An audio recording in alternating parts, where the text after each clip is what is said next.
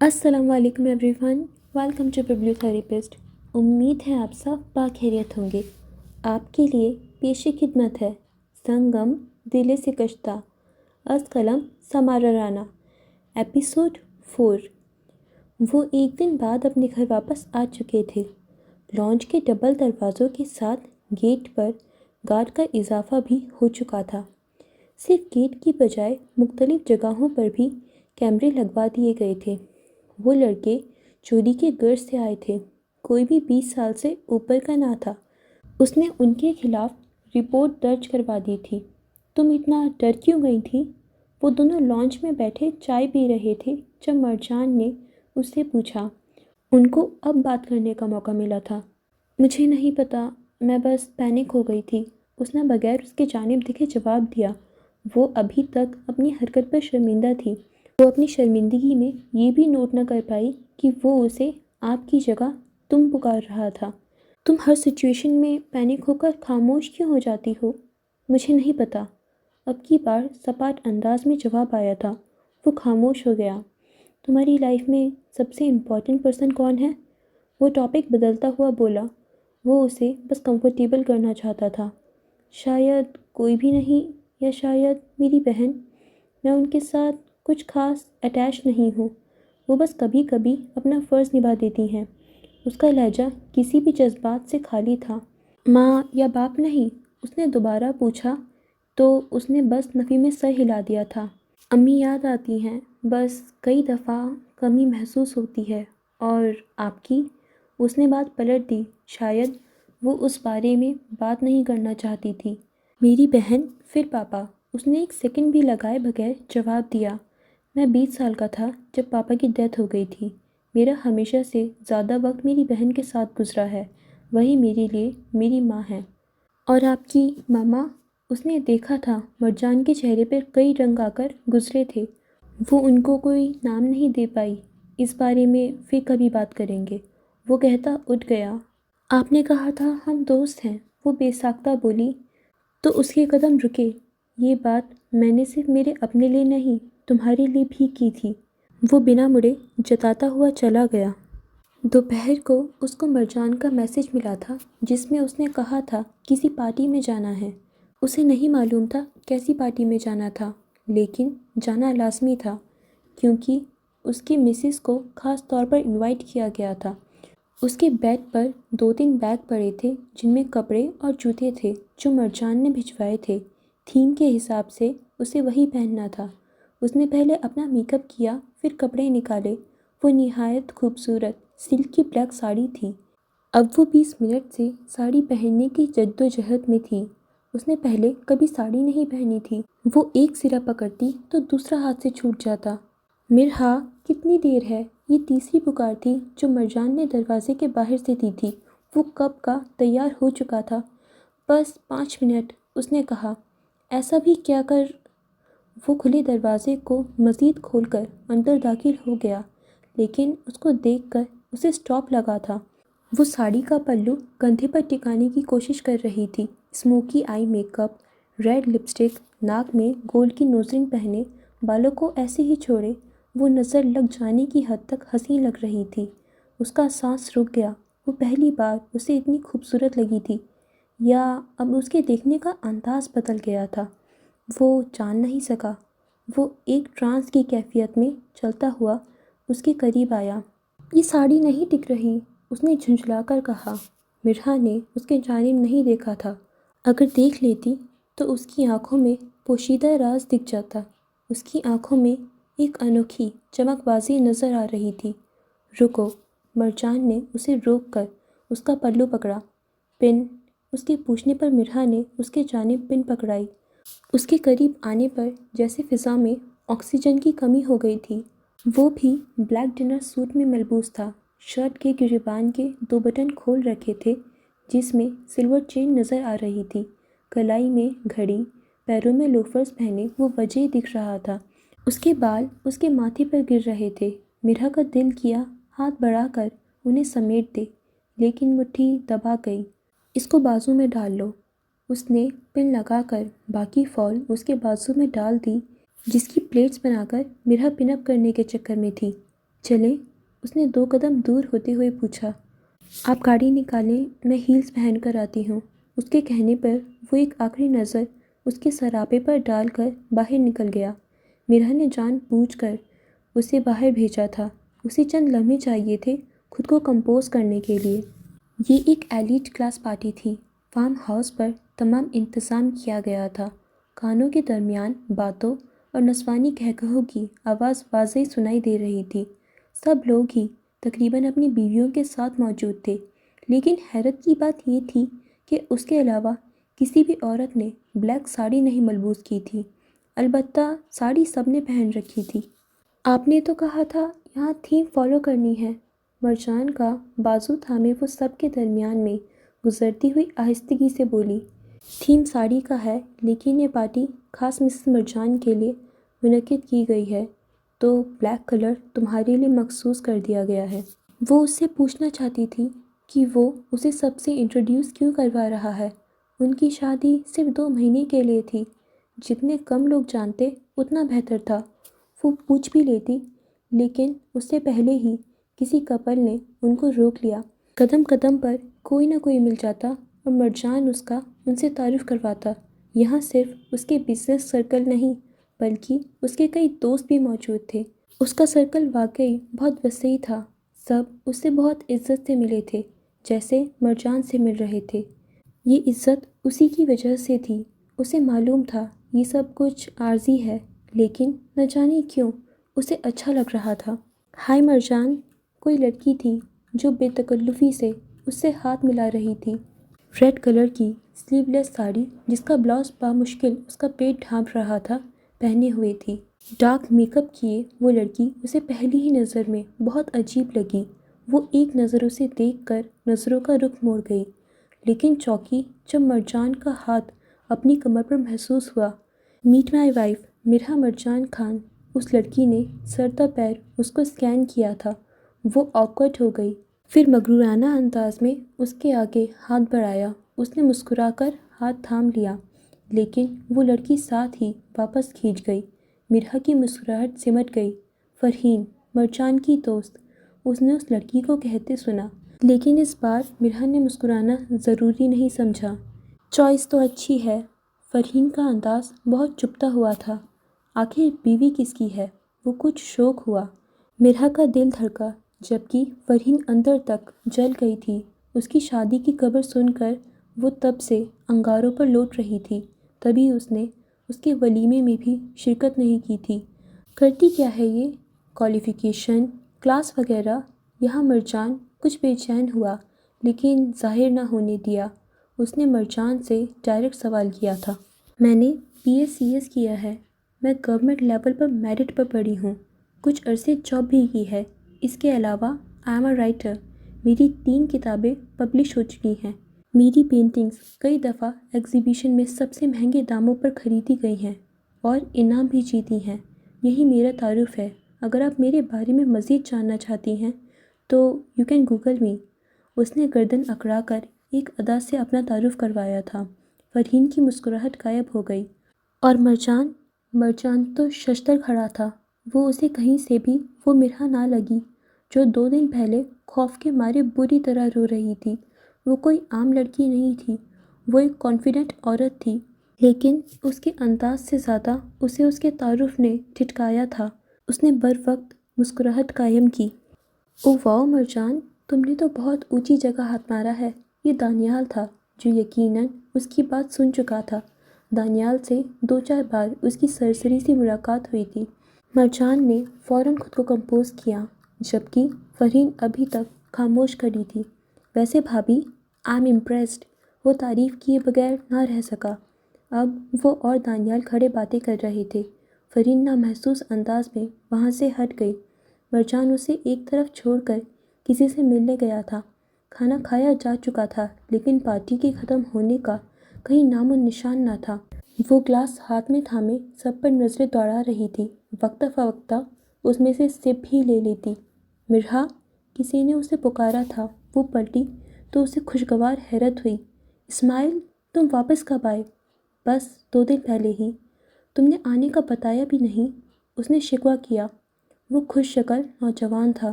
مرحا اور اس کی یونیورسٹی میں بہت اچھی دوستی تھی، لیکن یہ دوستی ہونے میں 2 سال لگ گئے تھے۔ وہ کئی جگہ اس کے کام آیا تھا، مگر گریجویشن کے بعد وہ باہر چلا گیا تو رابطہ تھوڑا کم ہو گیا۔ وہ لوگ لگ بھگ سال بعد مل رہے تھے۔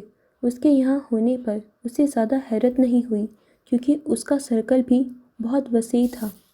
پردیس کا رنگ چڑھ گیا ہے تم پر، وہ اس کو دیکھ کر معنی خیز انداز میں بولی۔ پہلے بھی وہ گڈ لکنگ تھا، لیکن اب تو جیسے پرسنالٹی بدل گئی تھی۔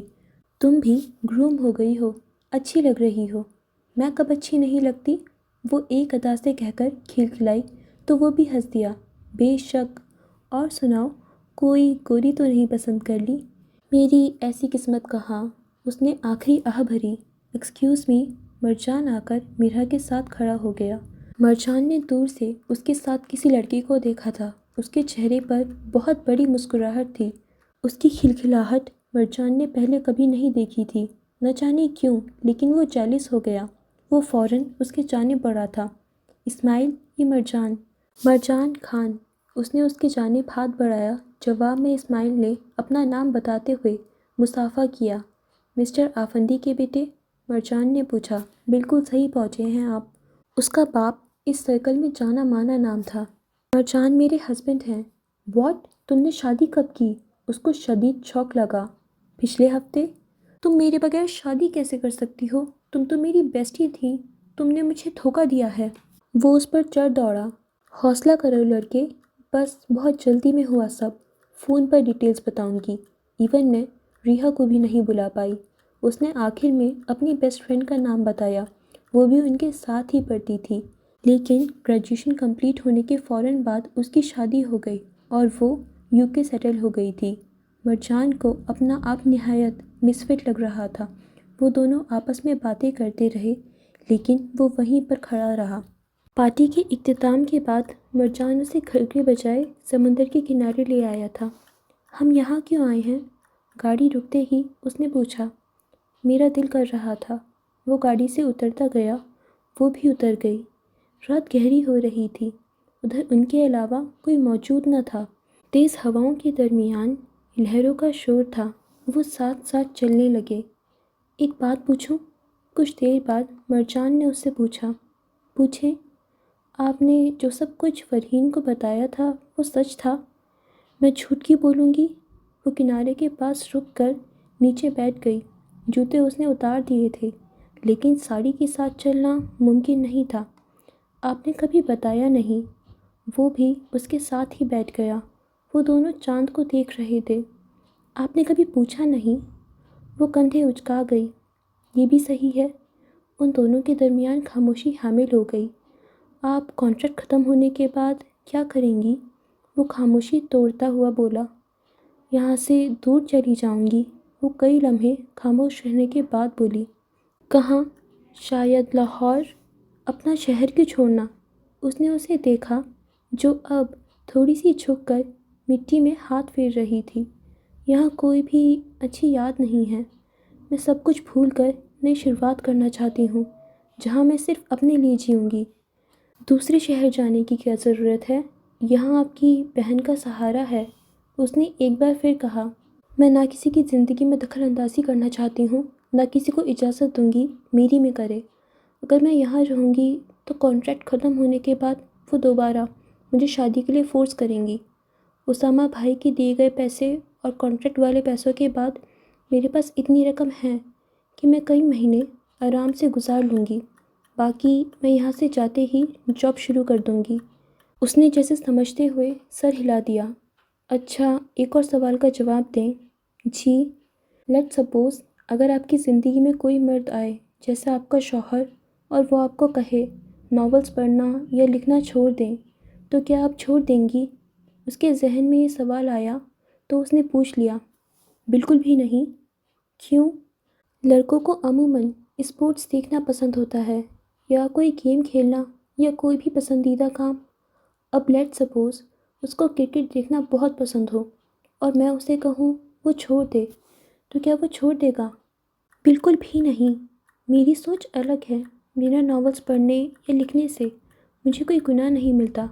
نہ کوئی نقصان ہوتا ہے، تو میں کیوں اسے کسی کے کہنے پہ چھوڑوں، صرف اس لیے کہ میرے شوہر نے منع کر رکھا ہے۔ کوئی گناہ کا کام ہو تو سمجھ بھی آئے۔ دوسرا، میرے نزدیک میاں بیوی کا رشتہ برابری کا ہوتا ہے۔ بے شک مرد کا رتبہ زیادہ ہے، لیکن اس معاملے میں نہیں۔ میں اسے بغیر وجہ کے کہوں کرکٹ دیکھنا چھوڑ دیں، یہ کہاں کا انصاف ہے؟ اپنی روٹین میں انٹرٹینمنٹ بھی ضروری ہے، اور اس کا ذریعہ اپنا پسندیدہ کام کرنا ہی ہوتا ہے۔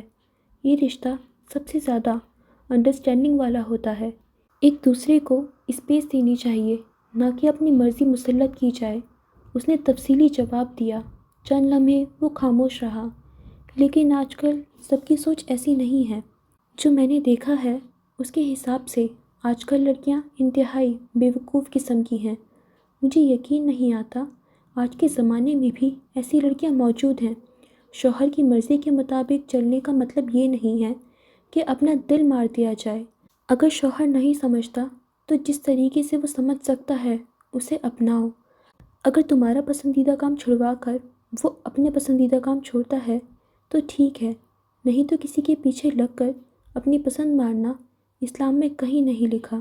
میں تو کبھی کسی مرد کے خاطر ناولز پڑھنا اور لکھنا نہیں چھوڑوں گی، نہ میں اسے کبھی فورس کروں گی کہ وہ چھوڑے۔ زندگی میں اور بھی بہت سے معاملات ہیں جن کی وجہ سے ذہنی سکون برباد کیا جائے۔ اتنی سی بات پر کیوں گھر کا ماحول خراب کرنا؟ اور صرف شوہر ہی نہیں، لڑکیاں اپنے بوائے فرینڈس کے پیچھے لگ کر نہ جانے کیا کر جاتی ہیں۔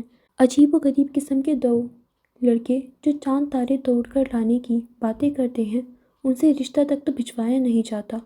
وہ کہہ کر خاموش ہو گئی۔ میرے خیال سے آج کے لیے اتنا روسٹنگ کافی ہے۔ مرجان نے ہنس کر کھڑے ہوتے اپنی پینٹ جھاڑی۔ بائی دا وے، مجھے آپ کی سوچ اچھی لگی ہے، اس نے کہا، اور وہ دونوں گاڑی کے جانب بڑھ گئے۔ ان کی شادی کے تقریباً 1.5 ماہ بعد کی بات ہے جب مرحا کو سدرا کا میسج آیا۔ آج وہ لوگ ان کی طرف آ رہے تھے۔ سدرا نے اسے خاص طور پر ہدایت کی تھی کہ کھانا گھر کا ہو، کیونکہ اس کی طبیعت کچھ ناساز تھی۔ مرجان آفس تھا، اسے نہیں معلوم تھا کہ وہ لوگ آ رہے ہیں۔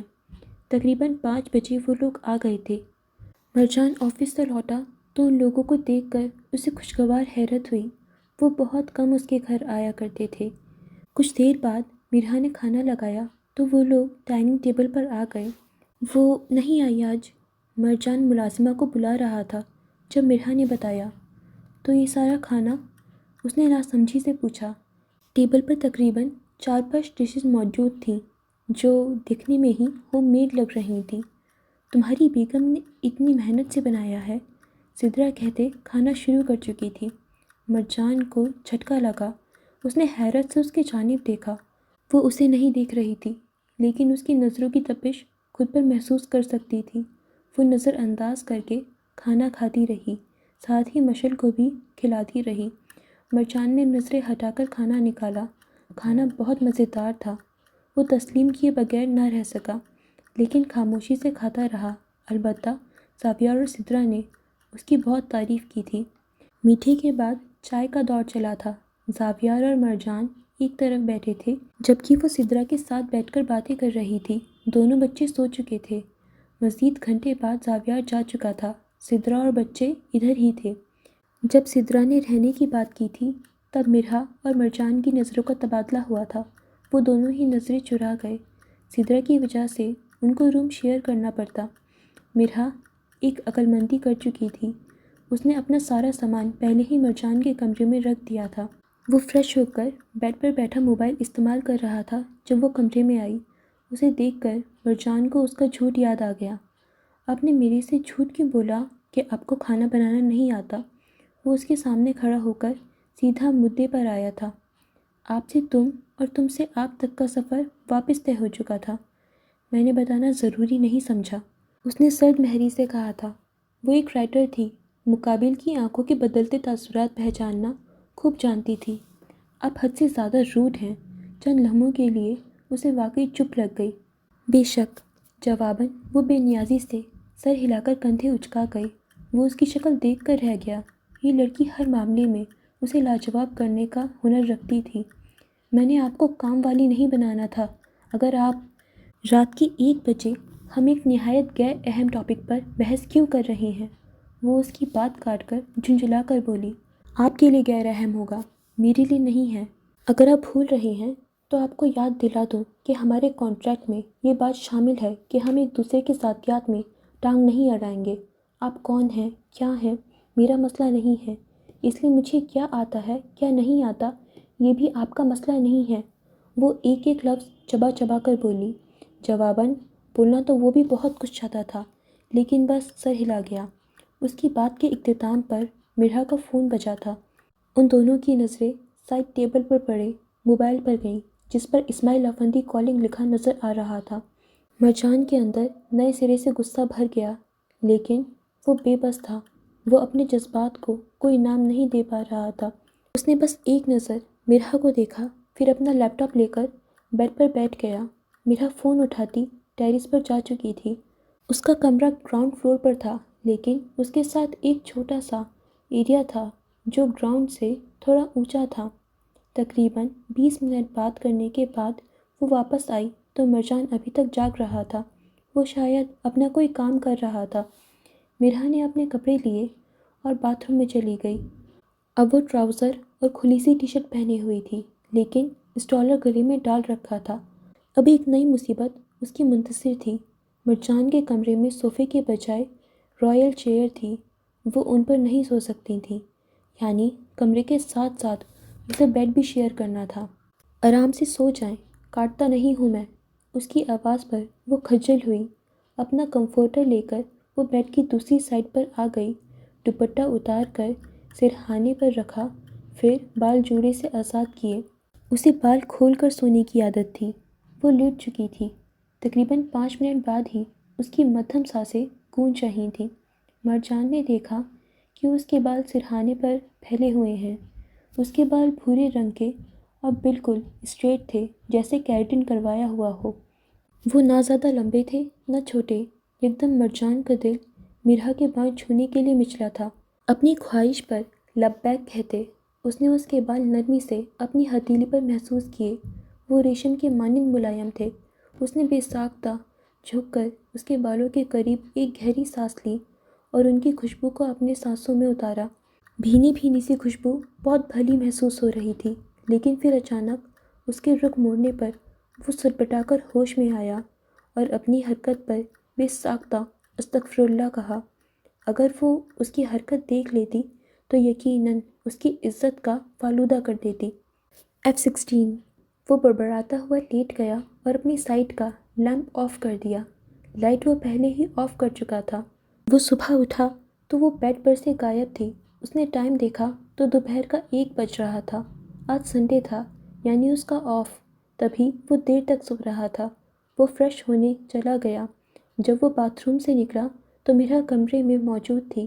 وہ الماری میں کچھ ڈھونڈ رہی تھی۔ ایک دم ہی مرجان کو غصہ چڑھا۔ آپ میری الماری میں کیا تلاش کر رہی ہیں؟ وہ سختی سے بولتا اس کے روبرو آ گیا۔ اسے شدید ناپسند تھا کہ کوئی اس کی چیزوں کو ہاتھ لگائے، لیکن اس بات سے زیادہ شاید اسے کل رات کی وجہ سے غصہ تھا۔ کل میں نے وقتی طور پر یہاں کانٹریکٹ کی کاپی رکھ دی تھی، وہی ڈھونڈ رہی تھی۔ مجھے کوئی شوق نہیں ہے آپ کی چیزیں دیکھنے کا۔ اس کا لہجہ اسے شدید ناگوار گزرا تھا، تبھی تڑک انداز میں بولی، کانٹریکٹ میرج ہے، کاغذی بیوی ہیں، کاغذی بن کر رہیں، زیادہ میرے سر چڑھنے کی ضرورت نہیں ہے۔ آئندہ میری چیزوں کو ہاتھ مت لگائیے گا، ورنہ مجھ سے برا کوئی نہیں ہوگا۔ وہ اس کا بازو تھام کر اتنی سختی سے بولا کہ اسے اپنے حلق میں آنسوؤں کا گولا محسوس ہوا۔ وہ اس کو جواب دینا چاہتی تھی، لیکن اس کی نظریں سدرا پر پڑیں، جو ششدر کھڑی انہیں ہی دیکھ رہی تھی۔ اس کا رنگ پیلا پڑ چکا تھا۔ مرجان نے اس کی نظروں کا رخ دیکھا تو اسے کسی انہونی کا احساس ہوا۔ اس نے آنکھیں میچیں۔ وہ مڑا تو اس کا ڈراونا خواب جیسے حقیقت کا روپ دھار گیا۔ جو الفاظ تم نے ابھی بولے ہیں ان میں کتنی حقیقت ہے؟ اس کے انداز میں بے یقینی تھی۔ کاش وہ ابھی بول دے کہ وہ جھوٹ بول رہا تھا۔ آپی، میں ایکسپلین کر سکتا ہوں۔ وہ فوراً اس کے قریب گیا، لیکن اس نے ہاتھ اٹھا کر وہیں رکنے کا اشارہ کر دیا۔ اس کے قدم رک گئے۔ سچ تھا یا نہیں؟ اس کے انداز میں گنجائش نہ تھی۔ اس نے بے ساختہ تھوک نگلا۔ تھا، لیکن सिद्रा ने उसकी अगली कोई बात नहीं सुनी और एक सन्नाटेदार थप्पड़ उसका गाल सुर्ख कर गया। वो साकित खड़ा रह गया। थप्पड़ की तकलीफ चेहरे से ज़्यादा दिल पर महसूस हुई थी। मेरा का दिल डूब कर उभरा। शर्म आ रही है तुम्हें अपना भाई कहते हुए। बेटी की तरह पाला था मैंने। मुझे ज़रा सा भी अंदाज़ा होता तुम ये हरकत करोगे, मैं कभी तुम्हें शादी के लिए फोर्स ना करती। टिप टिप आंसुओं के दरमियान वो बोली, आई एम सो सॉरी मिर्हा। वो कहती वापस पलटी, लेकिन धड़ाम से ज़मीन बोस हुई थी। साकित खड़े मरजान के वजूद में फ़ौरन हरकत हुई। उसने आगे बढ़कर जल्दी से उन्हें थामा। मिर्हा भागकर उन दोनों के करीब आई। आप ही, मरजान ने उसे पुकारा जो सांस खींचने की कोशिश कर रही थी। आप ही के बैग में इन्हेलर होगा, फ़ौरन लेकर आओ, उसने मिर्हा से कहा जो उसके हाथ सहला रही थी। वो दूसरे कमरे में भागी। मुराद सो रहा था जबकि मशल फ़ोन पर कोई पोम देख रही थी। काउच पर उसका बैग दिखा तो वो फ़ौरन उसके जानिब लपकी। सारा बैग उल्टा दिया। इन्हेलर उधर मौजूद था। वो चंद सेकंड्स में लेकर वापस पहुंची थी। इन्हेल करें। वो इन्हेलर उनके मुंह के साथ लगाता पिचका रहा था। उसने चंद सांस ली तो वो कदरे बेहतर हुई, लेकिन हालत अभी भी ख़राब थी। मरजान ने बगैर कुछ सोचे समझे उनको गोद में उठाया और बाहर लेकर भागा। मिर्हा भी उनके साथ गई। उसने एहतियात से सिद्रा को पिछली सीट पर लेटा दिया। आप बच्चों के पास रुकें। वो उसे हिदायत करता गाड़ी में बैठा और गाड़ी जन से भगा ले गया। ओके फ्रेंड्स, आज के लिए बस इतना ही। बाकी पार्ट नेक्स्ट एपिसोड में। तब तक के लिए आप जल्दी से हमारी यूट्यूब चैनल को सब्सक्राइब कर दीजिए एंड हमारे इंस्टाग्राम पेज को फॉलो कर लीजिए। खुदा हाफिज़।